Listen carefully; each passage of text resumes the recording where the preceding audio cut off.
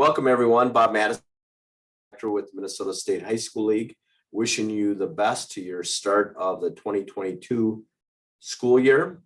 We're in August and we've had some changes to the bylaw known as 110. This recording is a lead recording, again, to assist you interpreting those changes to bylaw 110, both before our first lead meetings here and as we come out and visit you in our area meetings. This will assist you interpreting bylaw 110. Again, please remember what 110 does. It defines eligibility for participation in lead-sponsored athletic activities only.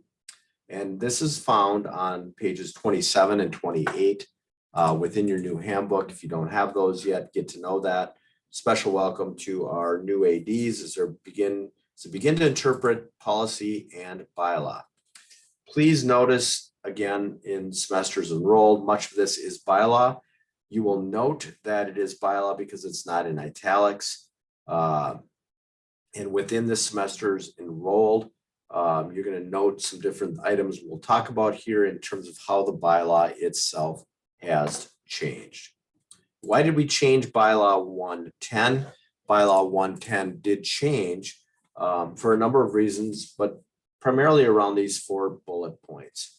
We're now in alignment with many of our states in counting school years starting in 9th grade. The school year limitation applies in grade 9, no matter whether or not you have participated. All right, so all students that start 9th grade, this applies to them whether or not they've played any sports.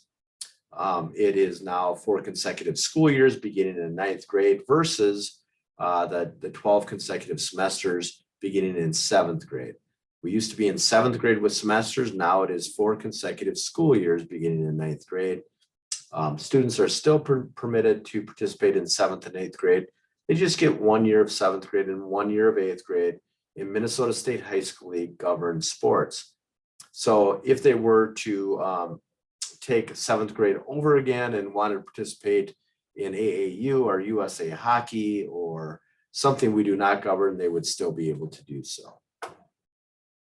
So understand again what changed within the actual bylaw versus what it was before. What didn't change within the bylaw, if they are seeking additional semesters or would like to apply for more participation in sports, know that the process for additional semesters being applied for really has not changed. You're still applying for additional semesters, not school years. All right.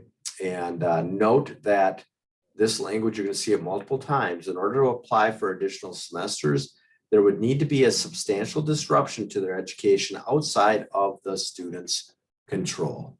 So if they continue to be educated and would like additional semesters, that would not be defined as substantial disruption. And again, here's the definition for what that substantial disruption is. It's important that you share this language with your families seeking additional participation. What you will note here is the most common one where we will grant additional semesters tends to be SLIFE students. So if you do have a SLIFE student that's a student with limited formal education, and they come from oftentimes a war-torn country or they're refugees or whatever the application is, that would be a good example of a student that may receive additional semesters. Also have to keep in mind bylaw 101, which has to do with age. That again is a bylaw that we need to follow. So make sure you know how old those students are when they're applying for additional semesters. Bylaw 110 does a really nice job of saying what it is not intended for. All right. So students seeking additional semesters, if it isn't beyond their control and they continue to be educated, it is not intended for medical red shirts. It is not intended to promote one's athletic ability and or skills.